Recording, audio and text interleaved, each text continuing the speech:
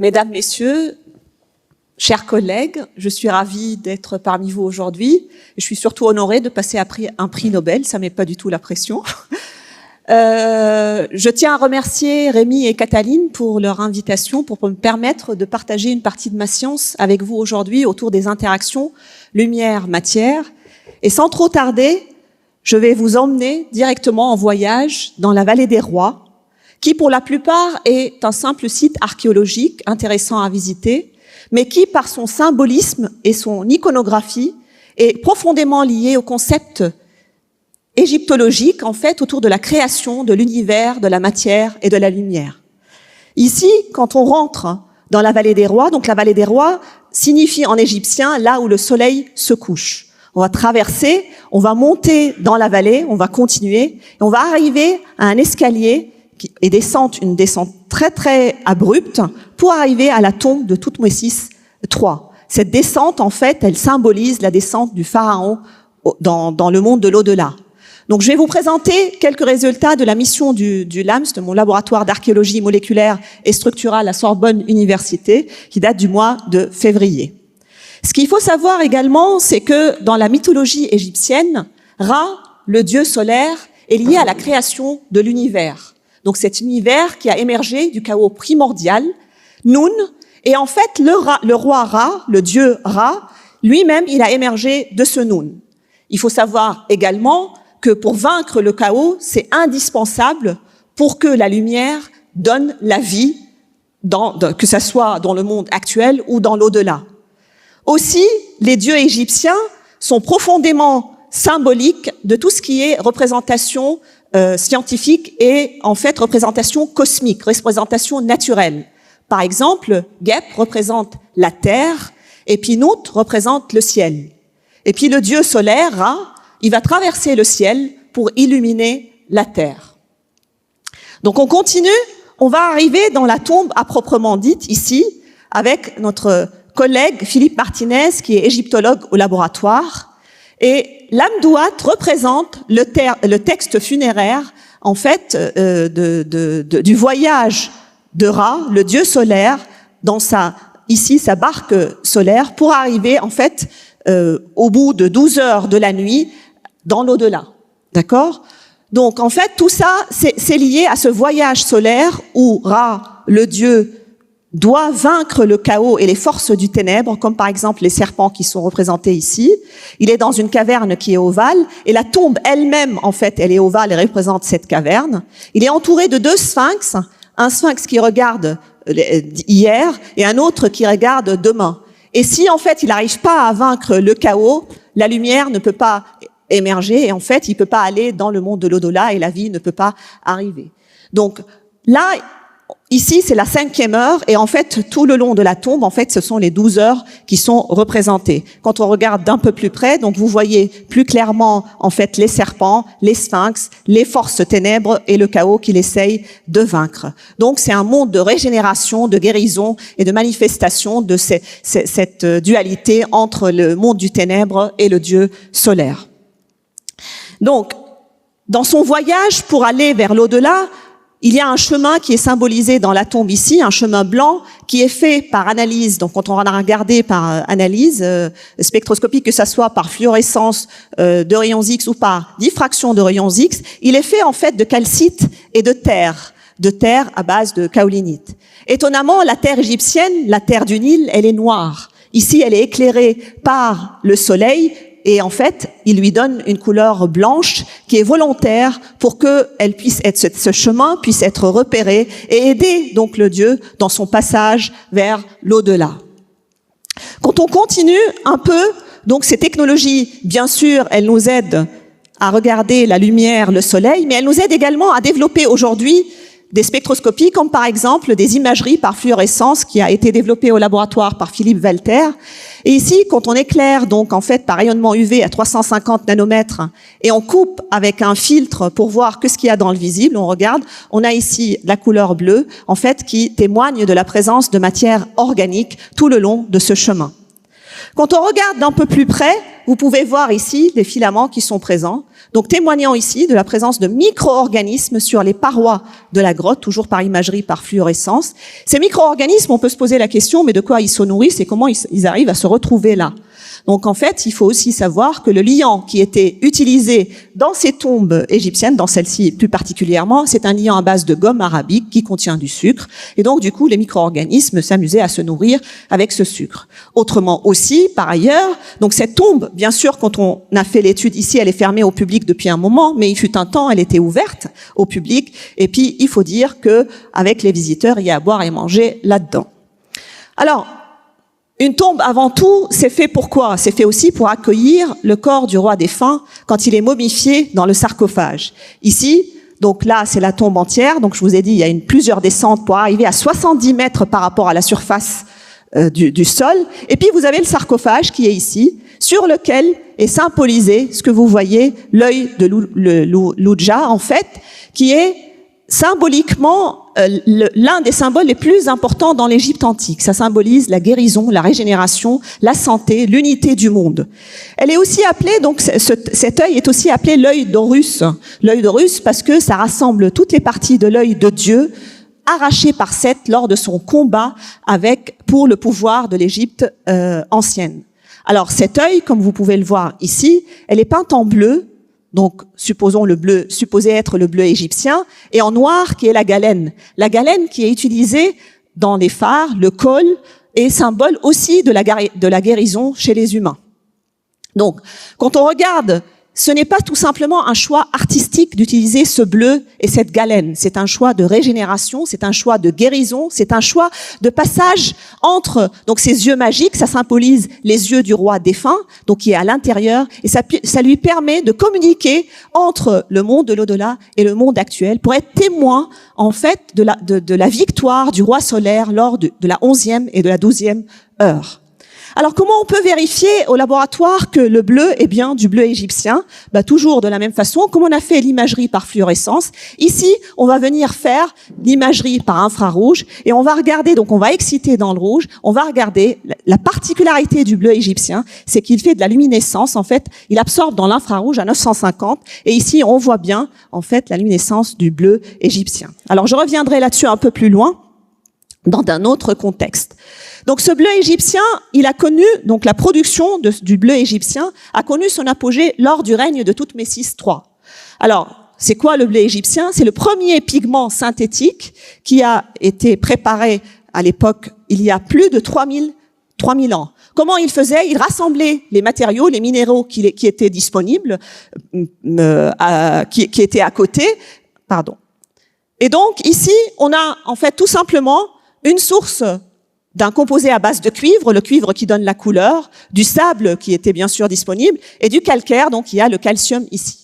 Donc les Égyptiens ont développé l'art du feu, ils ont chauffé, ils ont mélangé tout ça à sec, ils ont chauffé à très haute température, et puis ils ont obtenu ces boules en fait de couleur bleue, et puis au bout du procédé, ils ont essayé de broyer.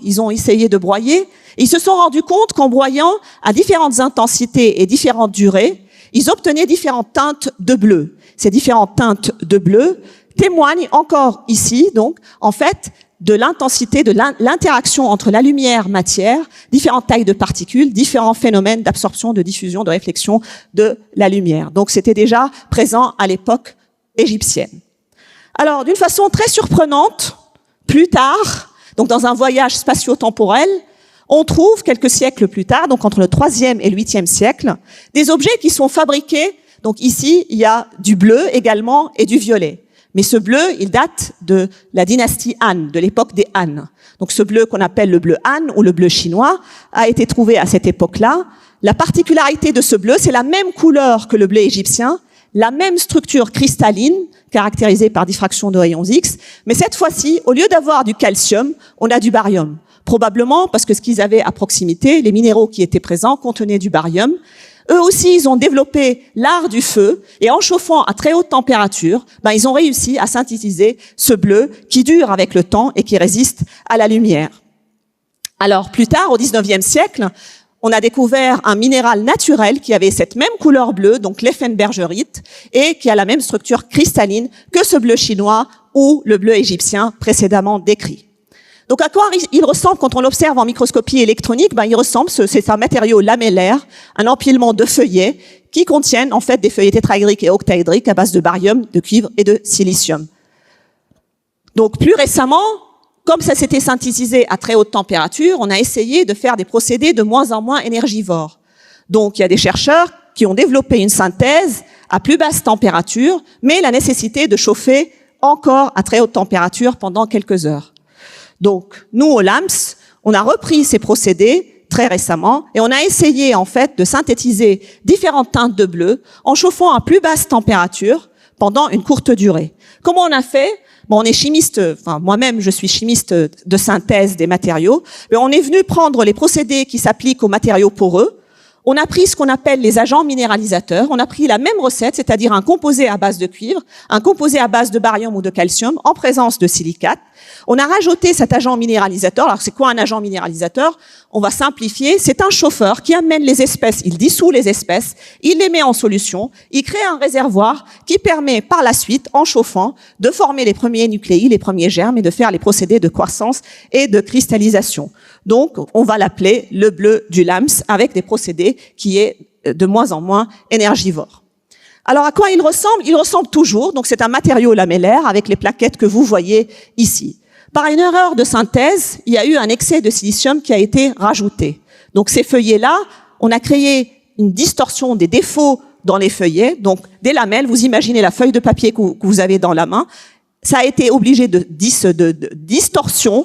Donc, ça courbe et ça forme la même chose. Donc, des petits tubes ici. C'est la même structure cristalline, une couleur bleue dont la teinte est légèrement différente, mais qui donne des propriétés énormes. C'est-à-dire qu'on a créé des nanotubes dont les dimensions sont décrites ici. Ces nanotubes sont capables, donc on va faire un confinement, on va accueillir plein d'espèces, qu'elles soient organiques ou inorganiques, en ouvrant des applications dans des domaines variés. Ce bleu aussi, lui aussi, il absorbe dans l'infrarouge et ça permet d'avoir des applications diverses et variées, comme par exemple des physiciens qui ont développé récemment donc comme isolant dans les toitures, parce que ça peut, donc il absorbe dans l'infrarouge, ça permet de descendre la température de chauffe de 2 à 3 degrés.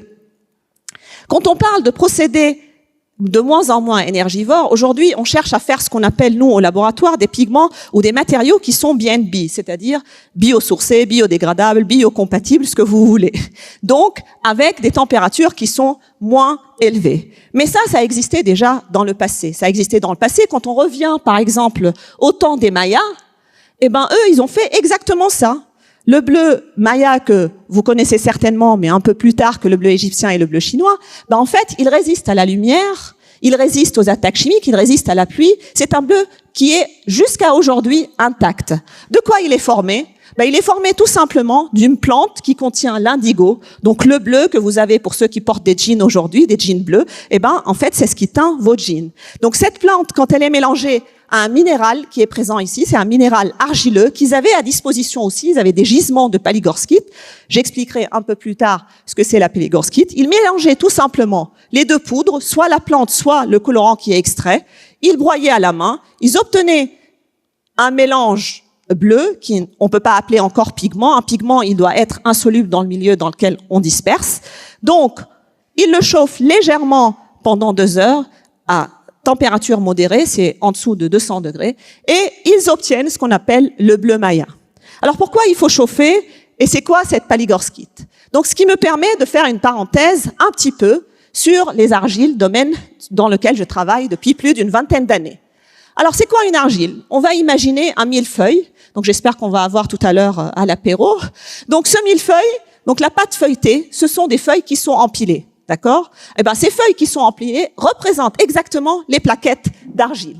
Les plaquettes qui sont là, chaque plaquette, elle est formée de différents feuillets. Donc, ces argiles, on les appelle, en fait, en latin ou en anglais, on dit des phyllosilicates. Phyllo, donc phylos, la feuille, et silicate, vous comprenez, il y a du silicium dedans. Donc, à minima, il faut avoir une couche tétraédrique silicique et une couche octaédrique qui contient un élément hexacoordiné. Donc, chaque feuillet, vous me suivez, doit contenir une couche tétraédrique et une couche octaédrique. Donc, ça, c'est un feuillet. Ces éléments peuvent ou pas être remplacés par des cations de valence inférieure. On va voir pourquoi. Donc là, la famille qui Donc, couche tétraédrique silicique, couche octaédrique aluminique, c'est la famille des kaolinites que vous connaissez certainement. Quand on les chauffe, ça forme, donc c'est le kaolin, c'est ce qu'on trouve dans la poterie, dans les géopolymères et dans plein d'autres applications. Donc, vous avez certainement entendu parler. On va passer à une autre famille d'argile que j'aime beaucoup également. Donc, on rajoute une couche tétraédrique dans ce feuillet.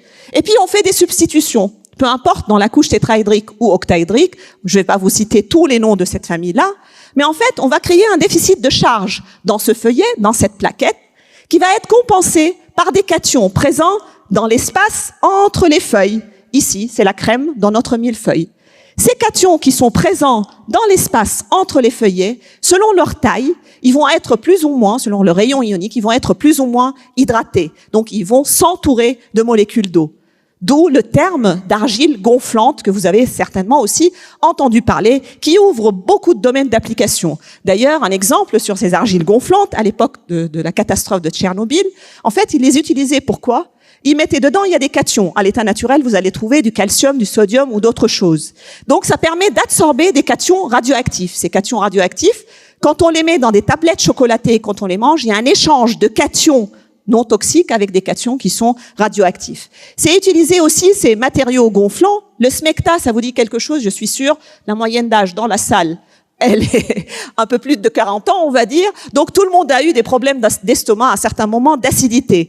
Eh bien, c'est exactement ce que vous utilisez. Les smecta, ce sont les smectites, et plus particulièrement la bentonite, qui absorbe les protons, donc l'excès de protons, dans l'estomac. Donc, on en a tous eu à un moment donné. Alors, pour finir, j'aime bien sur ces matériaux gonflants. Dans le vin, pour ceux qui boivent du vin, il y a des bentonites. La bentonite est un minéral argileux. On reviendra après sur le vin de Bordeaux. Donc, c'est un minéral argileux qui contient de la bentonite, qui absorbe. Donc, la bentonite, c'est 50% de montmorillonite, et puis du quartz, du calcaire ou de la calcite. Donc, 50% de minéral argileux qui permet d'absorber le flou, donc les protéines qui donnent le flou dans le vin. D'accord ? Bon, alors, j'ai parlé de paligorskite, j'ai fait ma grande parenthèse sur cette famille de minéraux argileux, j'espère que je vous ai pas ennuyé avec ça. Mais alors, la paligorskite qui est utilisée dans le bleu Maya, c'est quoi ? Eh ben, on prend ce feuillet, vous le voyez, et on va inverser les oxygènes apicaux, un feuillet sur deux.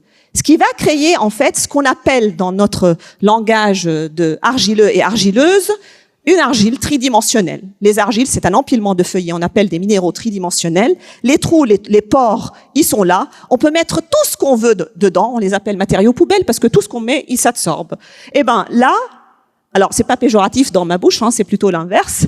Ici, la paligorskite, eh ben on a créé des canaux et des cavités. Ces canaux et des cavités ont créé un matériau lamellaire tridimensionnel. Eh ben quand on chauffe en présence du colorant, ça permet la diffusion de ce colorant dans ces canaux et de cavités, et on forme une sorte de protection minérale autour. Lui, il est confiné, et c'est un effet écran qui permet de résister à la lumière. Je continue donc au LAMS. Qu'est-ce qu'on va venir faire ? Tout à l'heure, j'ai parlé, on a fait le bleu LAMS. Ben là, on va faire un autre bleu LAMS. On va s'inspirer du passé. On va regarder qu'est-ce qui a marché, qu'est-ce qui n'a pas marché, et on va améliorer ses propriétés. Donc, on va prendre, l'idée, c'est de prendre n'importe quel minéral argileux qui est présent, disponible dans des gisements qui sont locaux. On va pas aller les importer, de très loin. Et puis, on va mélanger avec un colorant. Ici, j'ai mis l'exemple de l'indigo parce que j'ai parlé de bleu maya, de bleu chinois. Donc, l'indigo, on mélange, on obtient ce qu'on appelle, donc, le pigment bleu après chauffage. Il se trouve, en fonction, donc l'aloisite, l'argile qui a été utilisée ici, c'est une kaolinite qui est enroulée. Donc vous prenez la feuille, vous l'enroulez, vous obtenez un tube. Le colorant, il peut être à l'intérieur ou à l'extérieur. Problème, s'il est à l'extérieur, si je le mets dans un solvant, dans un liant, il va relarguer. D'accord ? Donc il va pas rester, la couleur va passer. Par conséquent, l'idée, donc d'un chimiste de synthèse, il va dire, je vais faire une fonctionnalisation de surface. Donc, et je vais faire une couverture chimique. Comment je fais une fonctionnalisation de surface ? J'ai besoin de groupements silanol, j'ai besoin de groupements OH.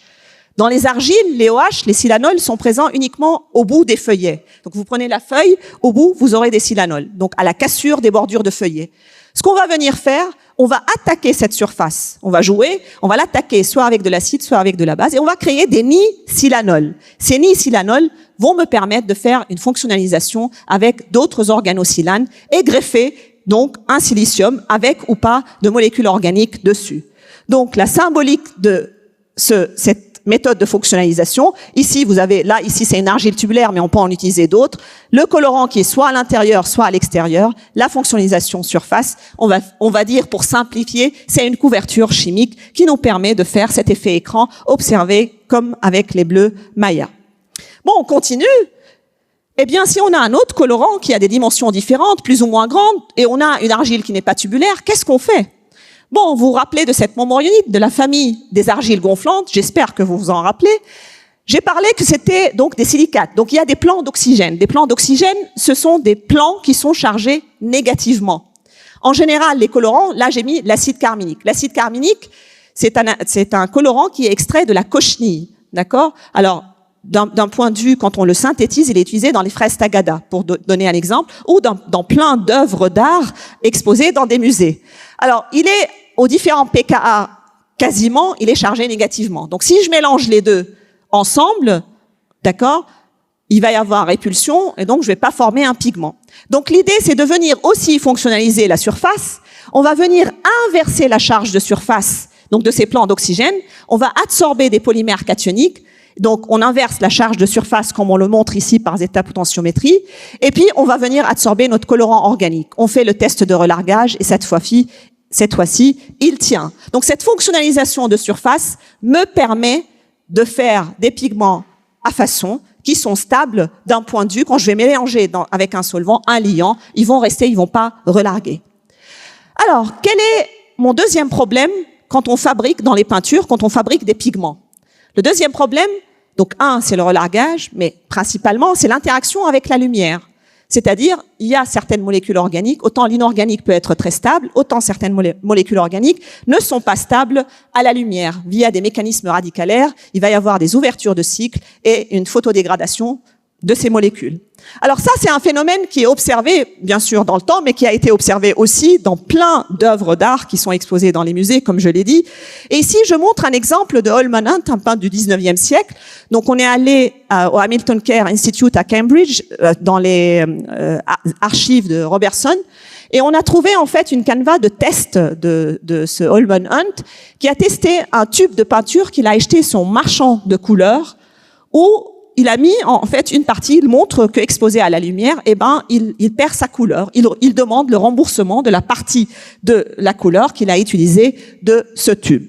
Mais ça aussi, ça a été observé dans des œuvres, comme je l'ai dit, comme par exemple cette œuvre de Madame Léon Clapisson d'Auguste Renoir, où elle a perdu la couleur, même après restauration, comme vous pouvez le voir. On ne voit pas s'il y avait une couleur plus ou moins violette ou rouge qui était utilisée. Comment on se rend compte en général? Bien sûr, par des méthodes de caractérisation spectroscopique, que ça soit vibrationnelle ou d'analyse chimique, mais également quand on va pour analyser un tableau, en général, on travaille avec les conservateurs et les restaurateurs, et on va profiter pour décadrer. Les tableaux sont décadrés. Donc la partie qui n'est pas exposée à la lumière, qui est sous les cadres, nous permet de voir certaines couleurs et en fait de deviner un petit peu les couleurs originelles par analyse. Encore une fois, ici, il y a une reconstitution informatique qui est une collaboration entre l'Institut de Chicago et une université. Alors, vous voyez qu'il y avait ici, par analyse, on peut voir sous le cadre, il y avait de l'acide carminique et c'est ce qui a permis de reconstituer ce tableau. En fait, ça, c'est l'un des défis aussi dans le domaine du patrimoine. C'est pas uniquement fabriquer des nouveaux matériaux, mais aussi retrouver les couleurs originelles. Donc, vous pouvez le voir en vous baladant sur les posters des plateformes, retrouver les couleurs originelles de ces œuvres. Donc, il y a un exemple où on montre un travail au LAMS sur la tapisserie de Bayeux, comment retrouver les couleurs originelles par spectroscopie. Bon, si je continue, ça aussi, ça a été observé. Un autre exemple, et je vais arrêter sur les exemples, avec Van Gogh, dans son tableau où les fleurs étaient peintes avec l'éosine, aussi un colorant organique, et exposée à la lumière, cette éosine, elle est pas stable, et elle perd sa couleur, enlevant tout contraste avec le vert qui est présent. Eh ben, qu'est-ce qu'on va faire, nous? On va venir tester nos pigments que nous avons préparés, par des méthodes, comme je l'ai expliqué tout à l'heure. On va faire des vieillissements accélérés, on va simuler quelques années d'exposition dans un musée. Est-ce que ces matériaux tiennent ou pas? On regarde les matériaux qui ne sont pas fonctionnalisés, ils perdent leur couleur avec le temps, alors que ceux qui sont fonctionnalisés, ils sont de plus en plus stables. Il en est de même pour ceux qui sont fabriqués par inversion de charge de surface. Ici, c'est le matériau où on a inversé la charge de surface, et là, ça l'est pas, donc ils perdent leur couleur. Alors comment on arrive à comprendre ces mécanismes de photodégradation? Est-ce que se contente de dire, bon, ça marche, ça ne marche pas, du screening? Eh bien, on va utiliser le E du PEPR, donc les équipements, et on va venir faire, par exemple, ici, c'est un exemple de collaboration avec Jacques Lalvé, l'équipe de l'IS2M à Mulhouse. On va faire de la spectroscopie de résonance paraélectronique parce que la plupart des molécules organiques, elles contiennent des radicaux et irradiées sous lumière, cette quantité de radicaux augmente et ça rend les molécules très réactives et par moments, il y a des ouvertures de cycle qui font perdre la couleur. Donc, pour aller un peu plus loin dans ces mécanismes de photodégradation, on a montré par RMN du solide, toujours sous effet de la lumière, donc c'est aussi une partie des équipements du PEPR l'humain. On n'a pas utilisé, ça c'est un travail passé, mais c'est ce qu'on prévoit de faire. Donc on a montré qu'il y avait une complexation entre ces groupements catécholes, donc là quinone et catéchol, avec l'aluminium qui était présent, que ça soit dans les pigments laqués historiques ou dans les argiles que nous avons utilisés. Donc on a dit on va simplifier le procédé, on va préparer un film, une monocouche d'aluminium métallique, et on va mettre dessus une monocouche de colorants organiques, donc alizarine ou acide carminique. On va irradier, on va observer par infrarouge les modifications et on observe effectivement qu'on a oxydation des fonctions qui sont très actives, catéchone et quinol, ouverture de cycle et perte de la couleur. Tout ça pour dire que ça nous permet réellement, via des spectroscopies sous irradiation, de suivre ces mécanismes de photodégradation. Donc j'ai essayé de vous montrer avec les différents exemples un petit peu comment on peut s'inspirer, ce qu'on appelle au LAM, c'est le procédé d'archéomimétisme, comment on peut s'inspirer du passé, comment on regarde le passé pour se tourner vers le futur. Donc regarder les matériaux, les caractériser, apprendre de ce qui a été fait, parce que finalement, souvent, on reproduit ce qui a été fait, mais améliorer les propriétés, ouvrir le spectre des applications. Aujourd'hui, ça nous a permis d'avoir des contrats avec l'industrie du luxe dans le domaine des cosmétiques, notamment, ou l'art de table, parce que pour l'instant, nous, on n'est pas capable de produire à grande échelle pour les restaurateurs et les conservateurs, mais ça, c'est l'objectif à moyen et long terme. Alors, on est à Bordeaux, donc je voulais faire un clin d'œil avec un vin de Bordeaux qu'on prendra tous ensemble tout à l'heure. Qu'est-ce qui donne la couleur à ce vin de Bordeaux? Eh ben, ce sont les anthocyanines, toujours des molécules organiques qui sont présentes dans la peau des raisins, qui donnent la couleur à Bordeaux. Mais elles sont très fragiles, ces molécules, à la lumière. C'est pour ça on garde le vin, on garde ce vin donc dans des bouteilles qui sont sombres. Et donc ça, c'est un travail qui a été vérifié. Donc bien sûr, il y a d'autres choses. Il y a des antioxydants, il y a des tanins. Ça, c'est un travail qui a été fait toujours à Mulhouse par Jacques Lalvé. Donc en fait, il a irradié ces molécules et il a regardé comment ça se dégrade au cours du temps. Donc ça perd sa couleur. Ce phénomène est retardé en présence, donc là c'est sans antioxydants et avec antioxydants, et ça passe toujours par des mécanismes radicalaires, comme je l'ai expliqué tout à l'heure pour d'autres molécules organiques. Nous, qu'est-ce qu'on va venir faire au LAMS? Vous vous rappelez ce que je vous ai dit tout à l'heure, dans toutes les bouteilles de vin, vous avez ce qu'on appelle un agent de collage. L'agent de collage à base de minéral argileux, donc c'est la bentonite, qui contient donc à moitié de la momorionite et puis à moitié d'autres, alors c'est d'autres composés, la calcite, du quartz et autre chose. Mais on va venir dire, on va combiner deux effets en un. On va essayer de fabriquer des pigments colorés qui soient stables et puis en même temps absorber ces protéines qui donnent le trouble au vin. Donc on a utilisé un minéral argileux, on a fonctionnalisé ce minéral, on a absorbé les anthocyanines et d'autres types de polyols comme le resveratrol. On a produit des pigments dont certains sont par vieillissement accéléré stables à la lumière au bout de plusieurs années. Alors pour finir, je reprends, donc je prends, donc là j'ai montré ma casquette dans enseignant-chercheur, il y a chercheur, donc j'ai montré ma casquette de chercheuse. J'ai montré aussi ma casquette de DAS en charge de l'interdisciplinarité. J'ai commencé par un discours sciences humaines et sociales. J'ai essayé de parler de chimie de synthèse, mais j'ai parlé aussi de développement de spectroscopie et d'imagerie. Donc c'est un aspect de la physique, donc c'est l'interdisciplinarité qui est mise en avant, tout comme dans le PEPR, ce qu'on a essayé de faire, et surtout nos deux porteurs avec la communauté qui ont mis en avant. Mais une recherche, qu'elle soit fondamentale ou appliquée, je vais dire, elle ne peut pas être perpétuée sans qu'elle soit transmise. Donc, je reprends ma casquette d'enseignante à Sorbonne Université, et je vais dire, c'est quelque chose à laquelle on tient, et je fais un clin d'œil donc à mes étudiants de master dans la spécialité patrimoine, où on a un enseignement sur l'interdisciplinarité et les matériaux du patrimoine. Donc, cet enseignement, il tourne autour des techniques analytiques, mais surtout des interactions lumière-matière. Donc, on a des cours magistraux, on a des projets tutorés, et à la fin, tous ensemble, équipe pédagogique. Donc, l'équipe pédagogique, elle est formée de moi-même, de mon collègue physicien et d'un autre collègue qui est archéologue. Donc, l'interdisciplinarité, elle est là, c'est au niveau du Master 2. Et donc, en fait, on travaille autour d'un projet où il faut faire aboutir et communiquer au grand public l'idée autour des interactions lumière-matière. Donc, je suis très, très fière de vous présenter. On l'a pas encore publiée, mais la BD, elle est finie. C'est une bande dessinée. Elle s'appelle donc, en fait, Un monde sans bleu, où on représente donc Paris après le grand effondrement. Et pour une raison inconnue, donc, il y a les biotechnologies qui sont présentes, mais les couleurs ont disparu. Les couleurs ont disparu.